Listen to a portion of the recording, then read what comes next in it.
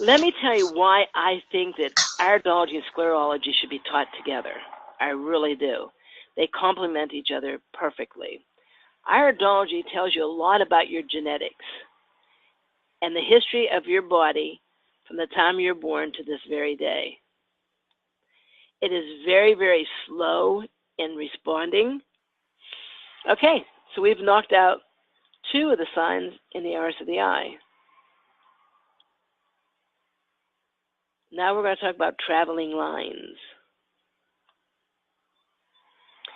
As I said earlier, there's 4 muscles in the eye. They overlap a little bit more than this, but I want to show you there's 4 distinct muscles in the eye. So instead of, you would think of cutting, if you're going to put quadrants in the eye, you would go like this, but what you do is you go between the muscles. So the quadrants in the eye are more like if you put an X in the middle of the eye. So this would be one quadrant, this is another one, and this is another one. To be a traveling line, you have to pass a quadrant. So if you have something like this that crosses over the quadrant, that is a traveling line. If it goes like this, it is not a traveling line. If it's like this, it's a traveling line, as long as it goes from one quadrant to another quadrant. Is everybody cool with that? Do I need to explain it in another way? I don't think so. Okay. So there's only 2 things that show up as traveling lines. One indicates glandular fatigue or a glandular problem, and that would be a traveling line towards the nose. On the outside, towards the ear, because this would be the ear,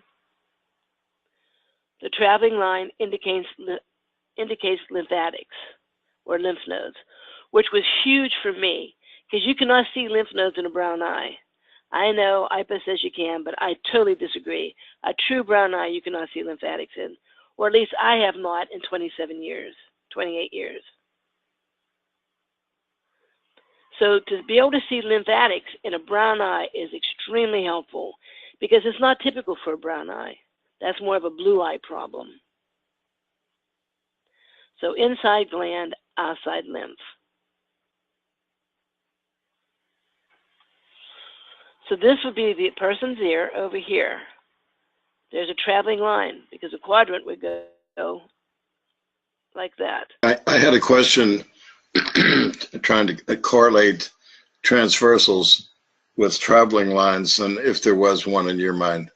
Not at all. No. What happens for a transversal, that happens on the iris of the eye for people who don't know what a transversal is. But you see how there are these lines here, these fibers?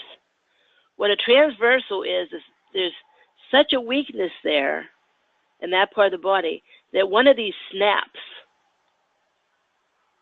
One of these fibers snaps, and instead of going like the spokes on a wheel or like that, it will go kind of like this because it snapped, it broke. It's just kind of dangling there. That's what a transversal is. That usually indicates there's a weakness in a certain part of the body, wherever that, if it would be in the lungs, it would be here. If it would be in the liver, it would be here, and so on. But this is in the white of the eye, and it has nothing to do with this. If it's on the outside, it means lymph. On the inside, indicates glandular problems. I'm glad you said it because this says traveling lines and transversals sound pretty close, but they're 2 completely different things. Okay, this too would be a traveling line, and it's on the outside, so it would be lymph. Cherie says in Australia, they teach you that it's lymph, but it can be, you have to watch your heart. I don't know why. She doesn't know why. But I just want you to know that's what the Australians teach. But she definitely agrees it has something to do with lymph because the person's ear would be over here. Now there's also kind of like a connecting line, and we're going to cover that. The glandular line is still a traveling line, but it can sometimes, or usually, connects things together. For instance, this one is heading towards the adrenals, and it comes out at the thyroid. And it doesn't even have to go up like that. It can just be this part here. But it's going right towards the adrenal. So that indicates there's a glandular imbalance because it went past the quadrant. Because the quadrant would go like this. So past the quadrant here. But it's connecting these two. So that means this person has a glandular problem that's involving the thyroid and the adrenals. Prominence, proximity is what we're going to do next. How close something is. So you see how here you have about half an inch. Here you have hardly any space at all. So which one, if we're talking about proximity, which one would be more serious, A or B? B. Good. Absolutely, B. Okay, now this is a little bit more difficult. From here to here, from here to here.